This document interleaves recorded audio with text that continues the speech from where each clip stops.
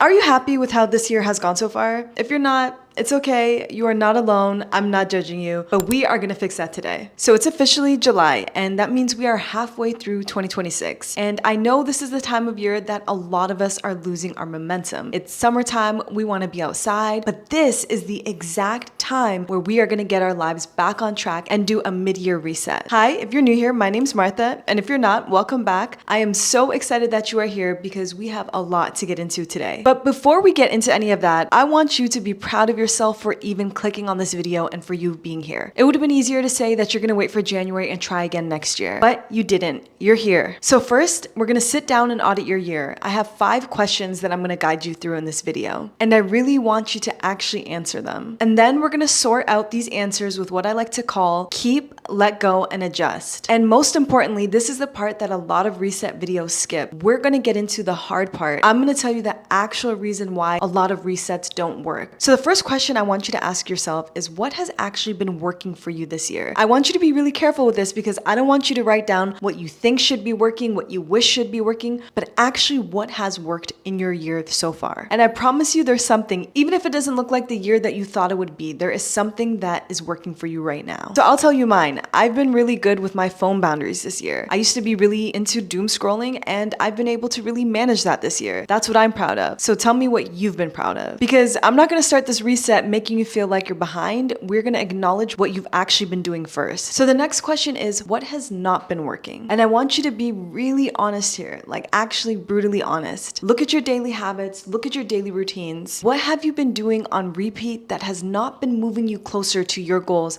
that you set back in January? I know for me, it's sleep. I told myself that I was gonna prioritize my sleep and I end up staying up way too late past the time that I actually wanna be in bed. This is really important because you can't change something that you don't really know what it is that you need to change. Okay, the third question is where have you been stuck and putting things off? And I need you to be really specific here. I don't want you to just say everything. That's too general. What is the actual thing that you keep circling around that you know if you did could change everything for you? And if you're wondering what that could be, it's the thing that's in the back of your mind that's just kind of always there, but you aren't tackling it head on. So I know for a lot of us, that's like our workout that we keep saying that we're gonna do on Monday, but we don't actually end up doing it. Or it could be a conversation that's really important that you might be avoiding. Now, the next question is what has been draining you? And the reason why I'm saying draining is because it's not actually the obvious stuff that I'm talking about here. It's the quiet, small drains that are happening to your energy all of the time. It's the little things like your friendships that might have fallen off or habits that you might have said that you were done with, but you keep going back to. These are the things that I'm talking about here. Because in order for us to build this amazing second part of your year, we have to eliminate the energy drainers and we have to do that first by actually knowing what they are. Now, the last question I want you to ask yourself before we get into the next part is what has been giving you energy? Like what has been making you feel full of life and excitement? This actually might be the most important question out of all of these things because the things that have been giving you energy up until this point, we're gonna intentionally bring that into the second part of this year. So I want you to think about where you were that really lit you up. Maybe there was a specific moment in this past year that just really made your year so far, or people that you've been around, or conversations that you've had that just made you feel really connected to yourself and excited with what you were doing. Okay, so now that you have started to think about these things, I want you to notice the pattern that keeps showing up. So something that's showing up more than once. Maybe it's a feeling that keeps coming up, like guilt or anger or stress, anxiety, or maybe it's a situation that you keep ending up in that you don't mean to. Because that's not random. That is where the year went. Like for example, if you've been feeling burnt out, it might be because you're saying yes too much to things that you don't really want to do. If you feel like you haven't really made any progress on anything, it might be perfectionism coming up for you, or delaying starting things, or being afraid of being seen. So now that you've noticed these things, I'm gonna give you a really simple way to actually take action to move forward on the rest of this year. So there's 3 buckets: keep, let go, and adjust. So keep is anything that's actually been working for you. So these are the habits that have been making you better, the people in your life that really fill you up, the situations that you are the most excited about. These are the things that you keep into this next part of the year. It's really important to note this because sometimes when we're doing a reset, we think we need to get rid of everything and start all over, but there are things that are actually lighting you up and we need to keep that into this next part of the year. Now, let go. This is the people, the habits, the situations that are not good for you. Let these go. These are the things that you need to let go for the second part of the year. Now, for this last step, it's adjust. This is everything in the middle. This is the stuff that's not broken, but isn't really working out in the way that you want it to. Like maybe it's your morning routine or your phone situation. It's not that you need to get rid of these things, but it's how do you adjust them for the second part of this year to work better for you. Okay, this is my spicy take that a lot of people won't actually say out loud, but you need to hear it for this next part of the year. So if you've done a reset before, if you've made your vision board, if you've written down all of your goals and these things still haven't come true for you, I don't think it's because you were not clear enough or that you didn't want it enough or that you're just not the kind of woman that follows through. This is not true. I'm gonna be really honest with you because this is something that I struggled with